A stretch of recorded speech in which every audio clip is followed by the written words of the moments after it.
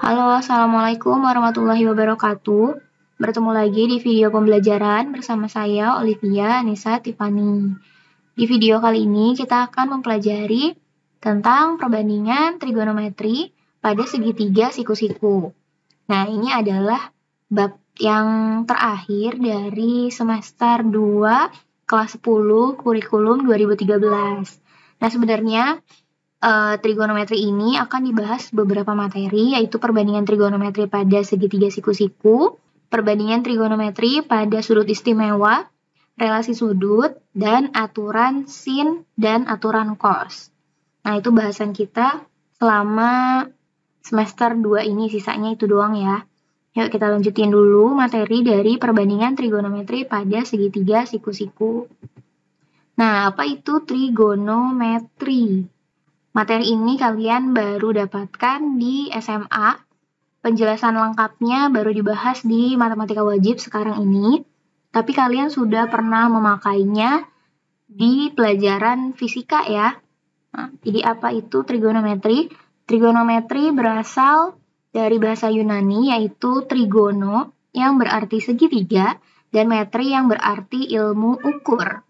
Nah, trigonometri adalah suatu cabang ilmu matematika yang mempelajari tentang hubungan antara sudut dengan sisi pada suatu segitiga.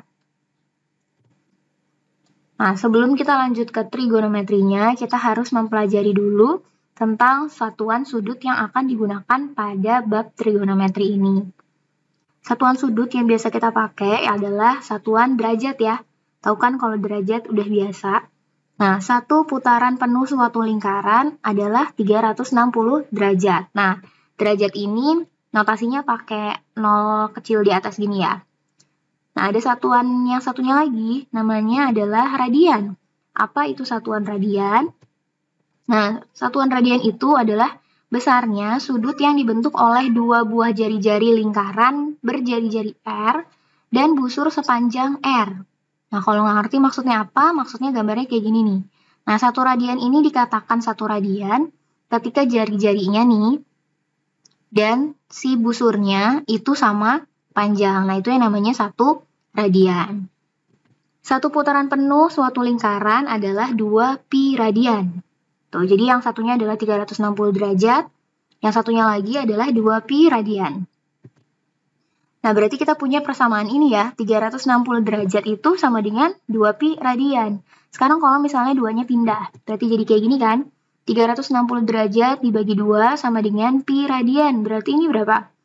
Ya, 180 derajat. Jadi 1 pi itu adalah 180 derajat. Nah, dari rumus ini, nanti kita dapetin dua rumus yang akan digunakan ketika nanti kalian mau mengkonversi satuan sudut dari radian ke derajat maupun dari derajat ke radian. Nah, yang ini dulu ya. Nah, kalau misalnya yang ini, berarti kan di sini kalau nggak ada perkaliannya berarti kali 1 gitu ya. Terus 180-nya pindah ruas berarti jadi pembagi.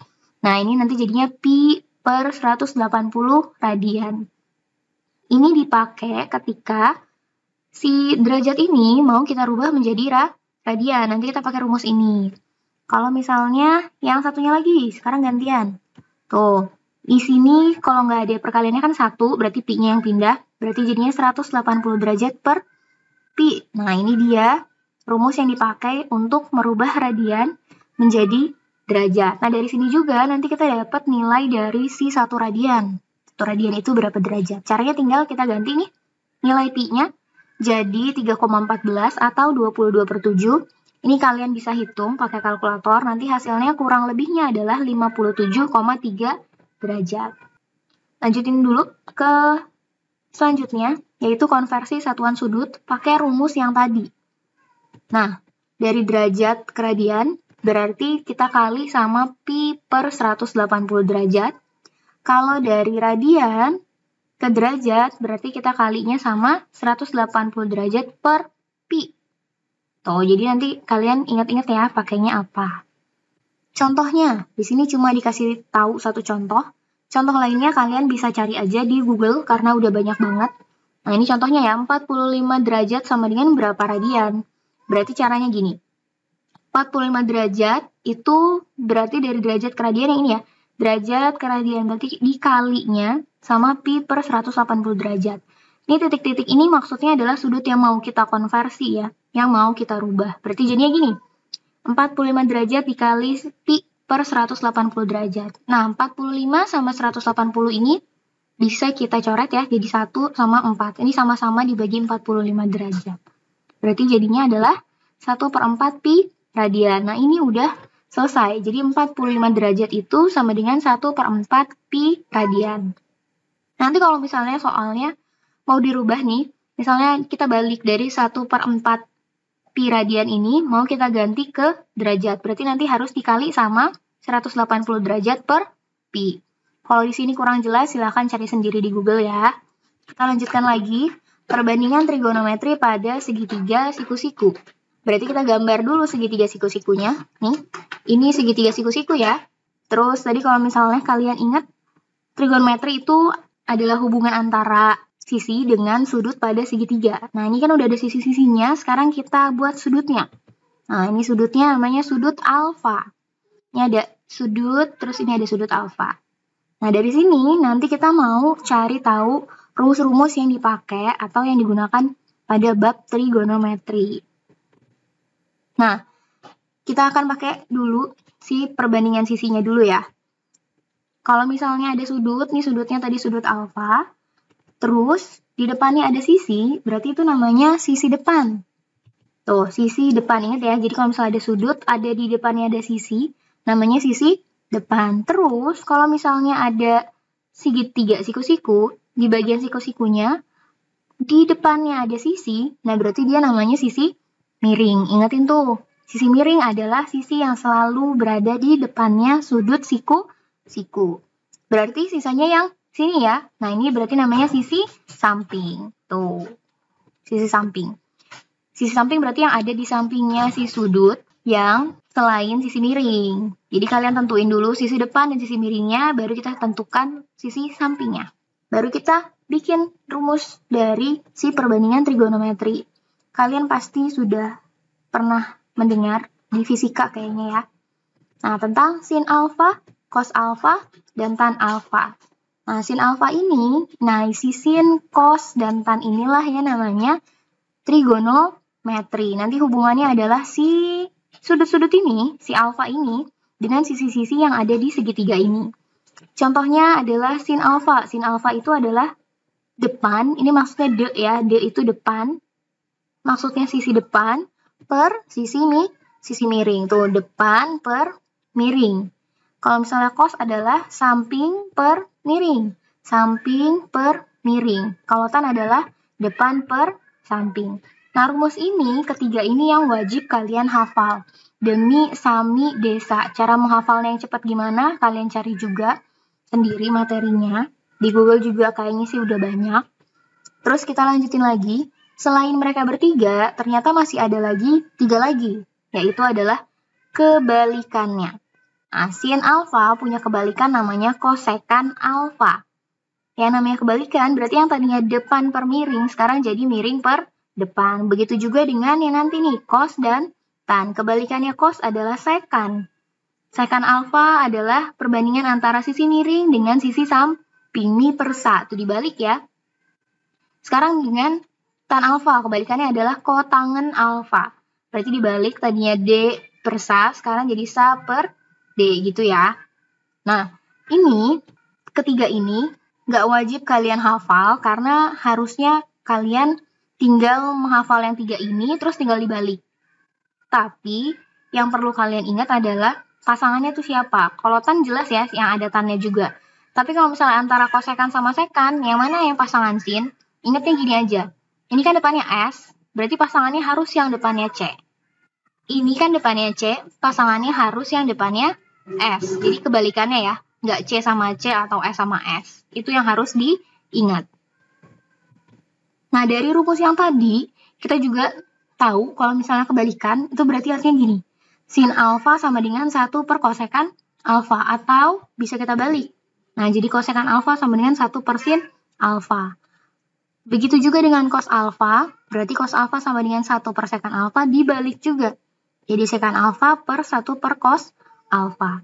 Begitu juga dengan tan. tan alfa sama dengan 1 per kotangan alfa. Berarti kalau kita balik lagi, jadinya kotangan alfa sama dengan 1 per tan alfa. Nah, khusus untuk tan, ini ada tambahan lagi rumusnya, yaitu, nah, tan alfa ini rumusnya bisa kita dapatkan juga dari sin alfa per cos alfa. Berarti kalau kotan, dibaliknya jadi apa? Jadi cos per sin. Nah, ini rumus-rumus yang perlu kalian tahu juga untuk materi yang selanjutnya. Nah, kita masuk ke contohnya. Tentukan nilai sin alfa, cos alfa, dan tan alfa dari segitiga di samping. Mana segitiganya? Nah, ini segitiganya. Jadi alfanya udah ada. Tuh. Terus kita suruh menentukan nilai sin, cos, dan tan. Berarti yang paling pertama adalah kalian harus menentukan kalau menurut sudut itu depannya apa, miringnya apa, sampingnya apa. Kita lihat dulu ya. Si depannya. Tuh, sisi depannya katanya 4. Berarti kita tandain. Oh, berarti depannya 4. Ini depannya sudut siku-siku ada sisi miring. Berarti ini miringnya 5. Tuh, miringnya 5. Berarti yang 3 ini sebagai sisi samping. Nah, perlu kalian tulis dulu kayak gini. Biar nanti kalau kalian ngerjain sin, cos, dan tan maupun yang lainnya, tinggal lihat aja ke sini. Nggak usah bolak-balik ngelihat ke segitiga. Takutnya nanti malah salah. Jadi kita sekali aja ngeliat segitiganya. Terus kita catat. Baru kita masukin ke rumusnya. Contohnya gini, sin. Sin alfa, ingat nggak sin itu rumusnya apa? Depan per miring. Berarti 4 per 5. Kalau cos, samping per miring. Berarti jadinya 3 per 5. Kalau tan, depan per samping. Berarti jadinya 4 per 3. Nah, bentuk-bentuk ini nggak perlu kalian sederhanain jadi bentuk desimal. Jadi begini aja udah cukup. Ya, nanti kalau misalnya ditanyain tentang si kosekan, sekan, dan kotangan, berarti tinggal kalian balik aja dari yang ini. Ya, jadi 5 per 4, 5 per 3, jadi 3 per 4. Gampang, jadi kalian nggak perlu ngitung lagi, tinggal kalian lihat mana yang samping, mana miring, mana yang depan. Sekarang kalau misalnya masih soal yang sama, masih segitiga yang sama, tapi dia punya 2 sudut. Yang ditanya adalah sin betanya, sin beta, cos beta, dan tan beta. Nah, kalian perlu lihat nih, oh beta tuh yang mana? Yang ini ya sekarang ya. Berarti sisi depan, samping, dan miringnya bisa jadi berbeda. Kita lihat nih. Untuk sudut beta, di depannya ada sisi 3 ya. Berarti ini depannya 3. Di depannya sudut siku ada 5, berarti dia sebagai miring. Miringnya 5. Berarti sisanya adalah 4. Tuh, saknya adalah 4.